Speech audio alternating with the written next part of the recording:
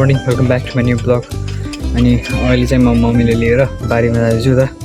यहाँ मम्मी खेततिर जाँदै हुनु छ अनि जाँदैछु म पनि अलिक पुऱ्याउनुलाई मम्मीले बाइक लिएर जाँदैछु। उहाँहरूलाई पुऱ्याएर अनि म थोरै बहुत अलिक त्यहाँ गएर अनि त्यहाँ ब्लग बनाउँछु थोरै बहुत अहिले पनि जाँदै हुनु। गाइस म चाहिँ अहिले खेततिर आएको अनि मम्मीले लिएर बाइकमा यहाँ बाइक चाहिँ उता राखेको। मामु चाहिँ परहरू टिप गर्दै हुनुहुन्छ, मिलाउँदै हुनुहुन्छ बिरुवाहरू। यो हो क्या यति खालको पुरै घेरेर यो पुरैमा चाहिँ परो रोप्या छ। अनि उतातिर चाहिँ मासतिर चाहिँ उता के अब के छ उता पनि छ। आफू रुखहरू त धेरै नै छ हाम्रो भन्दाखेरि यहाँ चाहिँ बिचमा ओल रोप्या फेरि अनि उता पनि आफू रुख छ 2-3वटा चाहिँ उताहरू खाली खेत पनि छ बिचमा। अनि अहिले यतिकै आइदिएको अनि भने अस्ति पनि आएको थिएँ र अस्ति भिडियो बनाएन मैले, आज भने बनाइहालौँ भनेर अनि आज बनाउनु थाला। यो यत्रो परो छ फेरि यार, यत्रो लामो छ कति धेरै लास्टै धेरै ठुल्ठुलो छ क्या।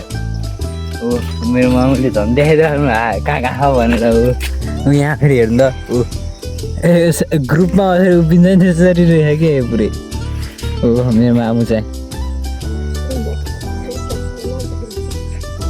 मलाई चाहिँ भन्दै हुनुहुन्छ यसको पनि बनाऊ यसको पनि बनाऊ भनेर।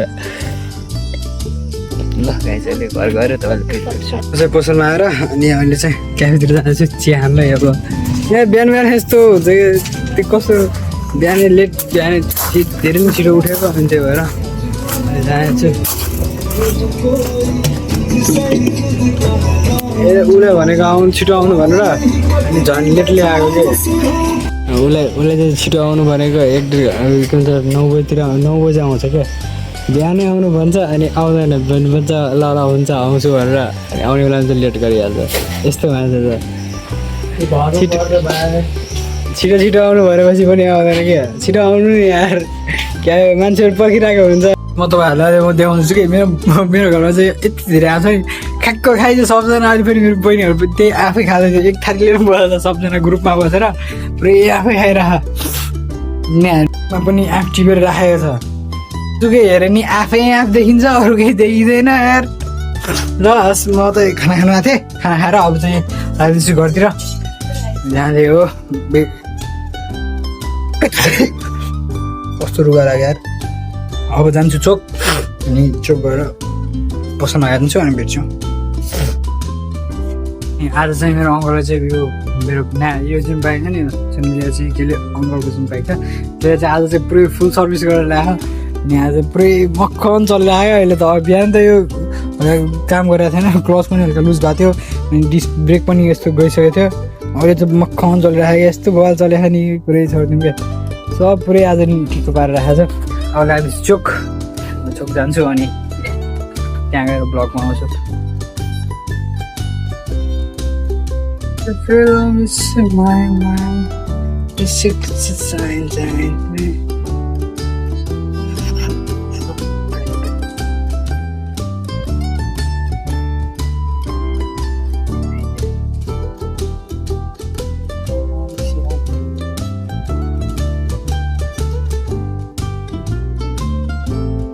गाइस म चाहिँ अहिले आएको थिएँ बजार क्याफेको लागि चाहिँ फेरि सामान हुँदैन अनि सामानहरू लिएर अब त जान्छु यहाँ क्याफेमा जान्छु। पहिला चाहिँ अहिले पैसा पुगेको छैन अनलाइनमा, अहिले चाहिँ यति सामान लिएर पहिला जान्छु क्याफेमा। अनि क्याफेमा गएपछि त्यसपछि चाहिँ यहाँ अब अहिले सामानहरू अझै लिनु छ। त्यसपछि अहिले पैसा म चाहिँ अनलाइनबाट हाल्छु, त्यसपछि चाहिँ हेर्छु के कसो हुन्छ। पहिला जान्छु अहिले चिरोटहरू लिनु छ क्या त्यो लिएर अहिले फेरि त्यो चाहिँ के भन्दाखेरि 2-3 दिनदेखि चाहिँ मैले माइक ल्याउनै बिर्सिरहेको छु क्या। अनि बिना माइकको चाहिँ भिडियो गर्दाखेरि साउन्डको ब्याकग्राउन्डको साउन्डहरू चाहिँ आउँदो रहेछ। अनि त्यही भएर चाहिँ भने त्यो माइक चाहिँ म भोलि चाहिँ खल्ती मारेर राखेर अनि त्यो चाहिँ आउँछु यार। मलाई त यति तनाव जस्तो भइरहेको क्या बिना माइकको चाहिँ ब्लग बनाउँदाखेरि।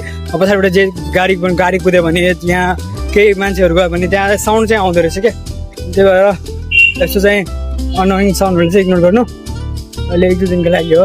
अब भोलिदेखि चाहिँ माइक खल्तीमा राख्छु, माइक चाहिँ बिर्सिदिनँ। अनि अहिले चाहिँ क्याफे पुगेर अनि सामानहरू अझै राखेँ अनि अरू सामानहरू अब फेरि अझै लिनु गइरहेको। अब जानेछु अलिकता सामानहरू जुन छुट्याएको थियो त्योहरू चाहिँ लिएर फेरि जान्छु।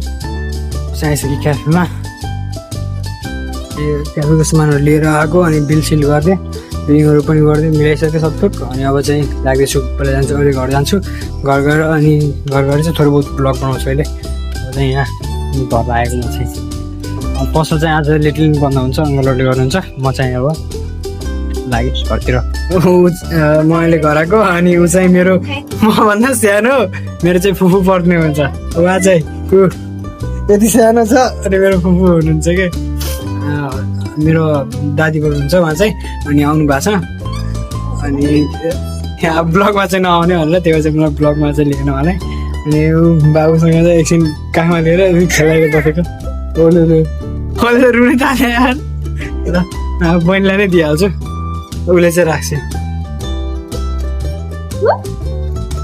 मेरो मम्मी चाहिँ अहिले माघर जानुहुँदैछ मेरो माइजूलाई भेट्नुलाई त्यो जाँदै हुनुहुन्छ मामाको म चाहिँ अब यहाँ घरमा एक्लै त हुनु जहाँ छ मम्मी र बुवा जाँदै हुनुहुन्छ